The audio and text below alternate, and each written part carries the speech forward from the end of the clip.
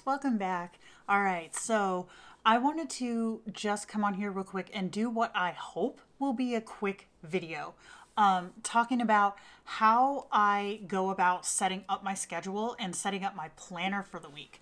Now, I'm not going to do a full-on plan with me. I have like a million of those on my channel, and a weekly plan with me takes a long time to film. So I'm just going to put a picture here of my current weekly planner. Now, this kit is from Lunar Mystic. I will try to remember to put her link in the description box. She is one of the few shops that is doing the digital Erin Condren style kits. A lot of shops out there don't. I get it. It's digital is different than paper, but I come from a paper background, and this is how I like to plan. So Lunar Mystic is one of the ones that I like to grab these from.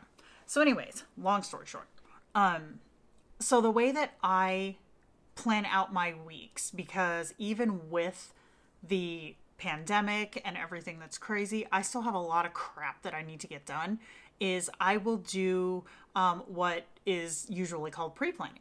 So my planner is a fully dated yearly planner. It is basically a variation of the Franken planner that I sell in my Etsy shop.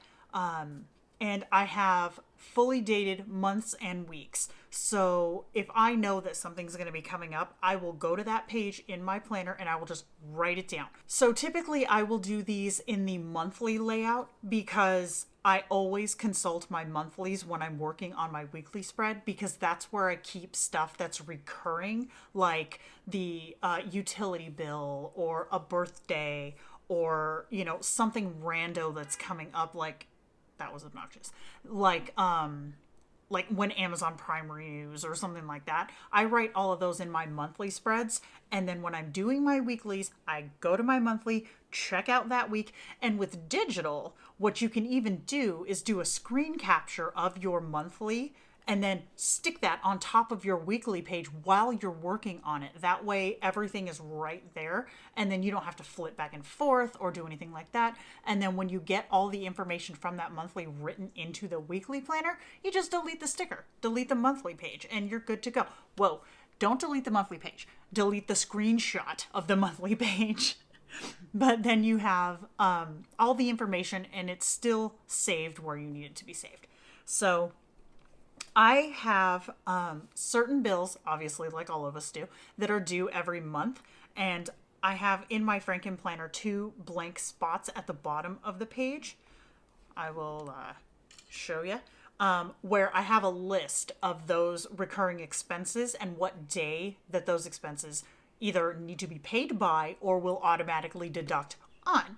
So I plug all of those into my monthlies, because I will always do, with very few exceptions, my monthly spreads before that month starts. So I can go into my monthly to see what's coming up and have that already done.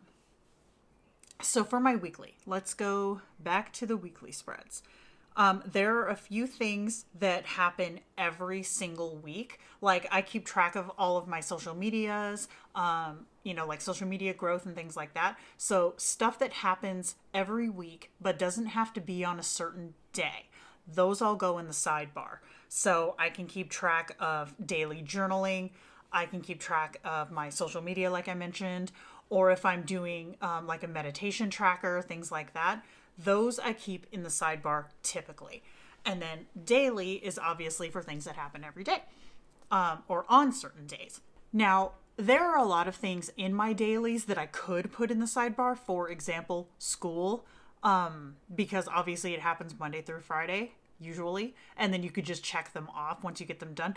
But I keep the important daily stuff on the daily page, like school stuff, any Skype meetings I have, photo shoots that I have to get done, videos I need to get filmed, stuff like that. Stuff that has a specific day, it always goes on that day, because when I open up my planner to see, okay, what do I got to do today? That's the first place I look, is on that day. And then I'll go and check the sidebar. So I want to make sure that the gotta do this today stuff is on the daily spread. Now, I used to last year only use my monthly as just a decoration page, to be honest. But this year I have been making it a point to actually use the monthly for recurring bills, birthdays, events, things like that.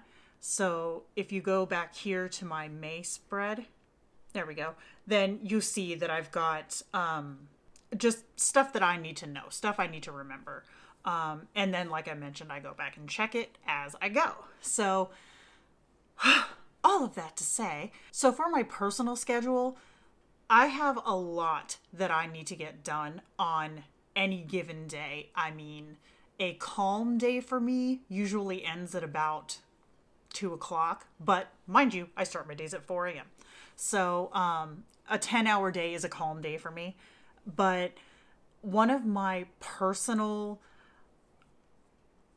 I don't know the word, it's not limitation. I guess one of the limits that I set on myself is that I don't let myself have recreational time until those tasks on that day in the planner are done. Very few exceptions. Like one exception would be for the boys' school. If I have a teacher conference that I have to do, now we do virtual schooling. We did virtual schooling before everybody else had to do it. But these are either Skype calls, Zoom calls, or telephone calls. And they happen when the teacher schedules them. So obviously, if something's not going to work, then we can kind of work it out. But for the most part, those typically take place in the midday to early afternoon. And I work around that. So if I get all of my stuff done by like 11 o'clock, then I don't sit and do nothing until that call comes in. You know, I'll go start drawing, working on kits, things like that. And then when that call comes in, that takes precedence. That was a long explanation, wasn't it? So anyways, yeah, that's pretty much how I get it done, you know? I have a separate planner for my brand. If you guys want to see how I set up my brand planner, I would be happy to talk about that, because I don't know that everybody uses a brand planner. I kind of think everybody should if you're a business owner. But I follow mine probably as close as I follow my daily driver planner, my 2020. So if you guys want to see that, just let me know in the comments. And I'm going to go ahead and call this video done. And I will see you guys in the next one. Bye.